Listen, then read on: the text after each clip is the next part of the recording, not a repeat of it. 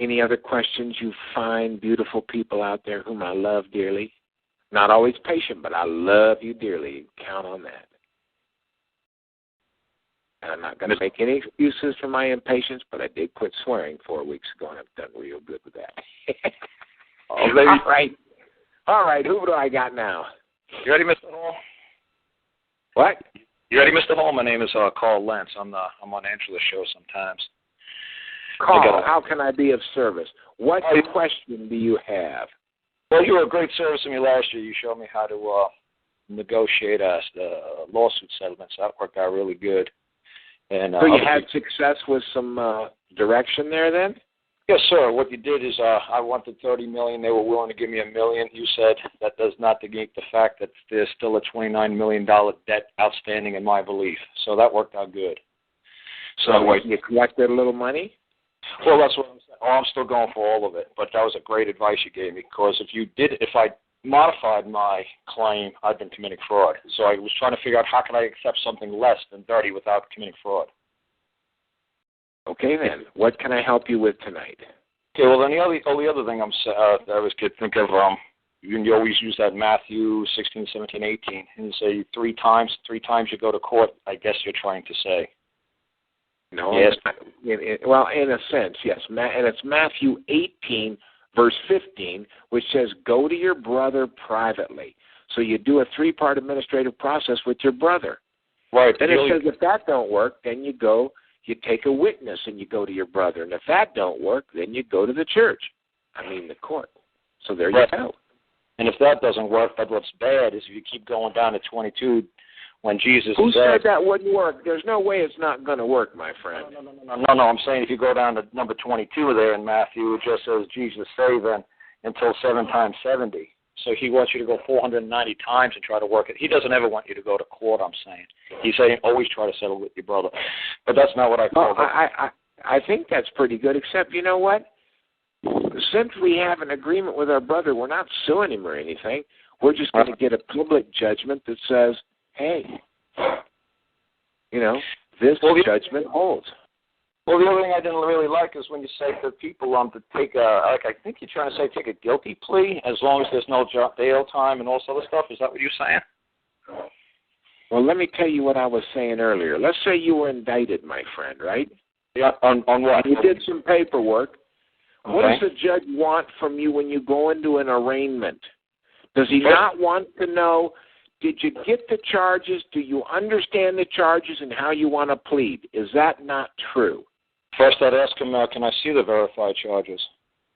I didn't ask you what you would do. I asked you if he wanted to see those things. He would want to see them from the prosecutor, yes. Answer me this, my friend. Mm-hmm. Is it not true at an arraignment the judge wants to know if you got the charges, do you understand the charges, and how you want to plead? Guilty or not guilty? Is that true or false? I'd say, what is the nature of the party in whom this court seeks? Ladies and gentlemen, this is the classic example of what sets me off. Okay. I ask a question, and he refuses to answer my question. I had to answer. He refuses to deal with my question. Now you understand, ladies and gentlemen, by the time some of you get to me, I'm incensed because they do it with all sorts of dumb, silly things. My brother, please listen to my question. At an arraignment, is it not true the judge wants to know if you got the charges, do you understand the charges, and how you want to plead? Guilty or not guilty? I'd say to the honor, I would say to the honor, can I please see the verified claim in which I... Is that right or wrong? Yes or no? Don't tell me what you would do. I didn't ask you what you would do. I asked you simply, is that true or false? Answer it. Then you did not read my paperwork that I have before the court today, do you, sir? There you go, ladies and gentlemen. There you go. We got a guy here who will not listen so that we can help him. Now you could see what goes on. Isn't this interesting? This is the most interesting guy I've got tonight. What is your question? I did submit my answer to the court prior to the arraignment. Did you not get my paperwork yet, or did you need me to rewrite it for the court? Because I will not speak in court orally. My words only come through in a written form. It stays on the record. You have a question for me? For you personally, yeah, I was asking you. I said, why would you want to plead guilty? Like, say, if you live in a 3-strike and you go to life the rest of your life in jail, like California, why would I want to give them an easy win, and then maybe I do mess up 2 more times in my life for jaywalking or shoplifting? That's a felony, and then I go to jail for the rest of my life. Why would I ever want to plead guilty to a felony charge? Did you listen? Well, I can tell you right now we're going to have trouble with this guy, ladies and gentlemen, because he don't listen. That's so, forgive me. Work with me here. I'm going to tell you. but try to listen. Do your very best. I don't know it's going to work, but you try hard. Listen to me. Mm-hmm. What does the word guilty mean? If it's coming from anybody other than another man, I don't understand their legalese language. If it's another man claiming not Let me ask you a question, my brother. Do I not promulgate that when a judge wants to know guilty or not guilty, that he's just simply asking, do you want to pay or not pay? Is that not true? Is that not what I say? Yes or no? I say to the judge, who's the verified claimant, who's claiming that I owe him a debt? Cut this guy off, John. He can't even answer a question to save his life, and we're wasting everybody's time.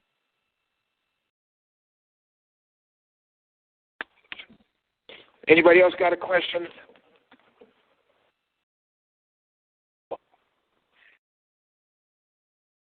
Sorry, brother. You just won't answer the question so I can teach you anything or anybody else. I don't know what you're doing or why you're doing it, but, what it is what it is. Forgive my shortness with you. I just ain't got any time to deal with somebody who refuses to answer a simple question. Just wants to argue. Time and time again. Yeah, Gordon. Yes. Yeah, you're right. The judge just wants to know who you are. He wants to know if you got the charges. And if you understand the charges, you're saying you'll support them, you'll pay the charges. And then they ask you what you want to plead, guilty or not guilty. And if you say not guilty, then you're refusing to pay. You just got done saying that you understood the charges, you would pay, so you're in contempt of court. He's going to lose every time. He just wants to fight. There it is, ladies and gentlemen. Essentially, that's correct. When he says guilty or not guilty, are you going to pay or not pay? Why would I want to plead guilty? Because I just got done telling you. So long as there's no prejudice.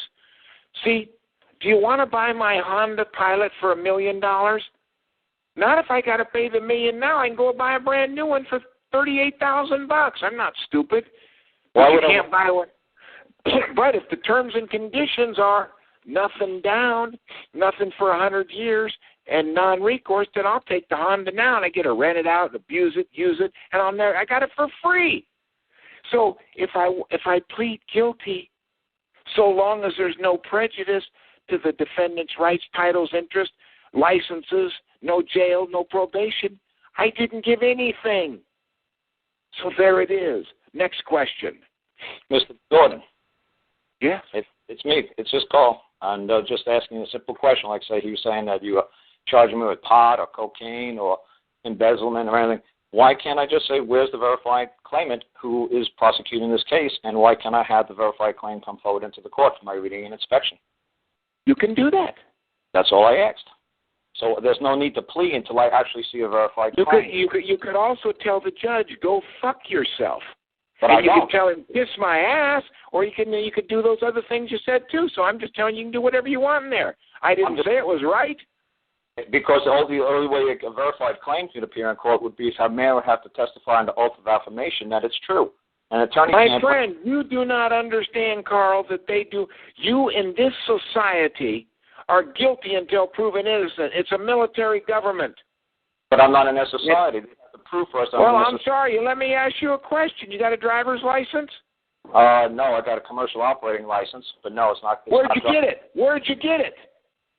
It's a commercial, and I'm not operating it at this moment in time. I'm only doing. Where did you get the license? Was it government issued? I got it from some Department of Motor Vehicles, whether it's a government agency. There you go. You took a benefit. You're damn well in this society. I got a commercial license. I got a CDL. So do you know what a license is? Do you know one of the definitions of license? It's called an abuse of liberty. Okay, when I get a ticket, I'm not operating in a commercial capacity, though. I got a CDL. You might have a driver's license. I have a CDL. It's when I drive an 18-wheeler. Now, when I'm driving a car, if they want to presume a CDL also covers driving an auto. My friend, Karl, please. Mm-hmm. You're just arguing, my friend. You're in this society whether you like it or not. And do you remember that I said if you have rights, you got duties? In other words, rights and duties are correlative. Ladies and gentlemen, if you don't like that thought, then you better go. I had a guy ask me the other day, what if they're privatizing the electricity and this and that? Well, don't use their electricity. Don't use the roads. Don't use all the wonderful blessings and benefits that the society provides. And don't learn how to sail the sea of commerce. Stick on some dumbass programs that are taught by dumbass gurus out there. Mr. Hall, I'm supposed to argue when I go to court. You are not me. You are not me. Ladies and Johnny, Karl here is a polemist extraordinaire. He's got all these wonderful ideas. Karl, I'm not going to be able to disabuse you of any of these ideas, my friend. I've got a problem. Maybe you could help me with it. Karl, okay. Every time I go, I've won dozens and dozens and dozens of cases, and I've had a few gurus talk to me and tell me, Gordon, you got it wrong. And I said, well, I appreciate it. And I'm going to tell you the same thing, Karl. I keep winning my cases, brother, using this process that don't work, that everybody disagrees with, like you disagree with it. I should go in and argue, doing this way, not my way. So I need help from you, brother. I need you to help me to learn why I want to go in and argue like you do and not win anything and do it right instead of keep doing it wrong and winning all my cases when the clients listen. So how are you going to help me get there? Can I ask, let me just tell you the word argue. If you want to look at the word argue, it actually Tell me how to help me. Help me, my friend. If I go in and argue, I lose. If I tell my clients argue, I lose. But if I keep telling them to go to harmony and under God like I do, I keep winning. So I need you to help me cut the shit. Why don't you tell me how I can learn to do this wrong and argue and fight and win no cases and want to do that from now on? Of course, now my clients aren't going to be too happy with me. Mr. Gordon, all argue means in Latin is to make clear, to make known, to prove or to declare or to demonstrate. I'm just trying to make clear. It just means to shine, to bring light, to be white, to be clear. That's argue. Let me ask you a question, Karl. How many cases you won arguing? A lot. Because you argue. Then why? And then you're a CDL driver? You ought to quit doing that. You could make a ton of money getting people out of criminal cases with your beautiful arguing. And argue means to make clear, to make known. Karl, why aren't you quitting a mundane, dumbass job like CDL when you could make $100,000 a month going in and arguing?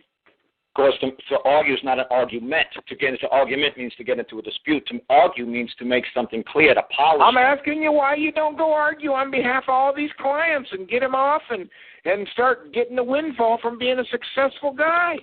I do argue all the time, and I do pretty well, Mr. Gordon, and I'm just trying to say... There you go. Then rock and roll. It don't work for me, my brother. So let me stick with... Since my way works 100% of the time for me and my clients, why do you want me to go with your way when my way works for me and I cannot make your way work?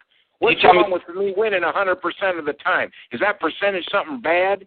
Because you say certified claim. I say verified claim. Do you know the difference between a certified claim and a verified claim? Johnny, cut this guy off. I don't want to talk to him anymore. He's wasting all our time. He refuses to answer questions. He's a polemist extraordinaire, and it's a waste. It's pointless. It sounds to me like he's trying to claim that that the court doesn't have a complaint. They don't have jurisdiction. Brandy. And the conflict it creates grants the jurisdiction. He's avoiding. Number one, I'd love to hear about 2 or 3 of his tax cases that he's won with these arguments. Because if he's got that kind of record, he's got to line up down the block, and he don't need to be a truck driver, and he's living large. So on that basis, ladies and gentlemen, give me some other questions, or I'm going to sign off for the night. I can't deal with this. Okay, this I was just beautiful argument. Conflict, because that's what they want, the conflict. So if he's going to argue, he'll lose every time. He says he's winning, and I can't verify the contrary, so, he must got lots of clients. It's perfectly okay. Why don't you bring him on the phone and give us a case number 2 sometime, Karl? But anyway, I don't want to get into it, Karl. Karl, if it works for you, brother, knock yourself out. I got to do what works for me and my clients. So, any other questions, ladies and gentlemen? Amen to that.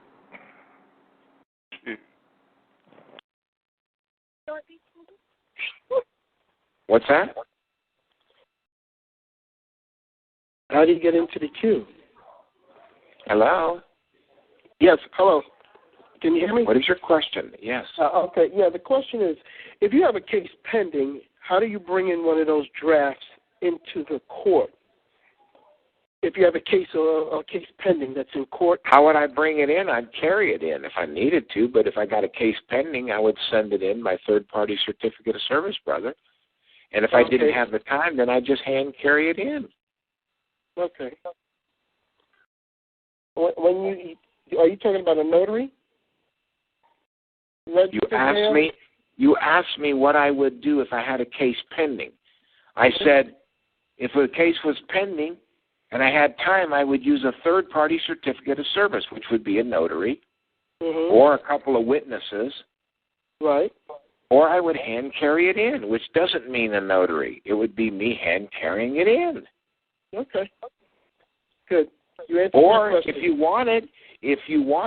if you had a friendly notary, you could have the notary come to court with you and serve it. Or you could have a third-party process server. There's a lot of ways to whip that cat. There's only hundreds of ways to do these things. Would that go to the clerk of the court, the head clerk? If I walked in a payment instrument and I'm going to pay it over an X1, I'm going to pay it to the plaintiff's attorney. Okay. If I want to file a payment bond or an indemnity bond or a surety bond or a bail bond, I don't want to bring it into the plaintiff's attorney. I got to get it to the clerk of the court. And that you better do in some way. There's nothing wrong with me bringing it in the morning and handing it to them and giving a copy of what was filed for the judge.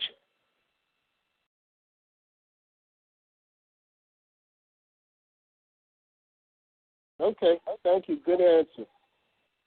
All right. Next question. All right, ladies and gentlemen. Yes. Hey, Gordon, what's the definition of polemist? You call that guy a polemist. I can't find it. Polemics, Polemics, polemics, the art of disputation. Okay, I was spelling it wrong. See, he only wanted to argue. He didn't want an argument. He just wanted to make clear things. Right. But to me, it sounded like an argument, so I don't work well with it. And I can't have a one-sided conversation. You get a lot of those on this call. Not really. Sometimes people don't understand my question, and that's not always their fault. It's my fault, too. Sometimes I'm not very clear. That's the truth, ladies and gentlemen. I sometimes foul things up. Yeah. Gordon, it's Tim from Boston. Yes, Tim. What is your definition of a swear word? An expletive? Yes. Well, it would be like, F word and a-hole and shit and damn and fuck and all that stuff. Oh, you blew it. Okay. Sorry, fellas and ladies. Excuse those horrible words. Thanks. That was it. When I was cursing, it just shows such a lack of IQ, and a lack of vocabulary and a lack of self-control, and I don't have any excuse. I got 2 words for that. Forgive me. That's all I can. Thanks. That's all what can I tell you? I'm trying harder and harder, and I'll get better and better, and I'll learn to be more patient one day, too, as soon as I'm not working 7 freaking days of the week, from in the morning till night every single day, and morning calls on Sunday at 4 and 5 and 6 a.m., etc. Because I don't know why people insist on calling me, because they forget sometimes. They don't understand they're East Coast, I'm West Coast, and there's all sorts of reasons. Not everybody's malicious about it. They're just insensitive sometimes, or they didn't know, and it's just life. Welcome to the real world. Welcome to our world. Well, thank you. All right. Other questions, ladies and gentlemen? If you go back and review this, the things are getting better and better, and it's getting so cool, ladies and gentlemen. I'm going to tell you, we're going to start having an avalanche of successes by lots of you out there, because this stuff is just getting down where there isn't going to be, I'd like to think, not a whole lot more changes based on some of this. So I'm so looking forward to it. But, we'll see how she goes. We got lots of people in the middle, some wonderful court cases. They're going to be a lot of fun to talk about. And so I'm hoping to see some more of these unravel, some of these guys in jail that we're moving very interestingly on to get out, some of this new stuff we're putting on them. So it's going to be real exciting. We've just put together a new change in plea and a few things. Motion and order is going to be going in this week on a bunch of cases, so I'm expecting some pretty cool results. I got a little story. I got a client we picked up recently. This gentleman had liened a federal judge, and it's really interesting because he's been out on probation, so to speak, pretrial services with a bracelet while he's awaiting sentencing, which was to be November 2nd. About a week ago, he got taken into custody for 2 weeks ago, taken into custody for violating and traveling out of state without getting permission and this and that as usual. He's just didn't stick with his agreement. And so we just got retained over the weekend, essentially, and today we started filing stuff. He has a sentencing November 2nd. His name is Jay. We're just going to call him Jay. We're going to follow this closely. Now, Jay's attorneys are pretty cool in that they keep telling him the judge is really upset because he hasn't shown a single bit of contrition. I mean, he hasn't shown any remorse or anything whatsoever for leaning up a federal judge. And he says, I made a formal apology letter and the attorneys wouldn't turn it in. I said, so the judge is right. You haven't made a single effort to rectify it or show remorse. I said, it's because you got attorneys, man. And then last week his wife decided that she's had it with the attorneys. They are busy running their own game, and it was so beautiful because I told her all about 7 CJS, Section 4, attorney and client, his first loyalties to the courts, then the public, and third in bold italics, not the clients. And she said, it seems to me you've thrown my husband under the bus. This was the most beautiful statement I heard an attorney ever say. He said, man, my first loyalty is to the courts. She goes, Gordon, you've been telling me that for 2 weeks. Her friend Jack's been telling her for weeks. When the attorney finally told her, of course my loyalty is to the courts. That's why I threw him under the bus. I said, what are you upset about? She said, I can't believe he said it. I said, he's an honest attorney. He told you the truth. I love that guy. That's when she retained us. She finally believed him. Couldn't believe nothing else. She had eyes that couldn't see because she couldn't read corpus juris secundum, and we told her and sent it to her. She had ears that couldn't hear. Her friends were telling her. We were telling her. She finally asked the guy who kept throwing her husband under the bus, wouldn't turn his letters in, wouldn't do this, wouldn't do that, showed up and act like he didn't know what was going along at the hearing. I said, aren't you getting it? They're doing their job. She said, I can't believe this. I said, ask him. She asked him. Oh, my gosh, it was beautiful. He goes, ma'am, my first loyalty is to the court. I love that attorney. Ladies and gentlemen, open your eyes, open your ears if they're not. Let the truth flood in, and the truth shall set you free. I'm telling you right now, if it's in accordance with the King James Version of the Scriptures as we understand them, agree with your adversary quickly, do your processes correctly, you can look forward to remedy 100% of the time for anything. I love all of you. Have a good evening. See you all at the top. Until next Monday. Gordon. Yes. Oh, you got me. I didn't quite hang up. Yes. What? What is that, the corpus juris secundum, or in reference to the first authority of the court? I mean, lawyers. What did you say? It's 7 CJS. Now, that's corpus juris secundum. That's the legal encyclopedia, my friend. Okay. So, and I believe it's Section 4. Section 4, okay. Attorney and client. It's not hard to look up. Hold on. Okay. I got it right here somewhere. Just a second. I need more than a second. Give me a few extra seconds, ladies and gentlemen. Are you going to think I'm a prevaricator? One who isn't telling the truth. Let's see what we got here. Let's go to here. Let's see. There we go. 7 CJS, Section 4, attorney and client. His first, and then in italics. His is not in italics, but then it goes underlined in all italics. His first duty is to the courts and the public, then comma, not to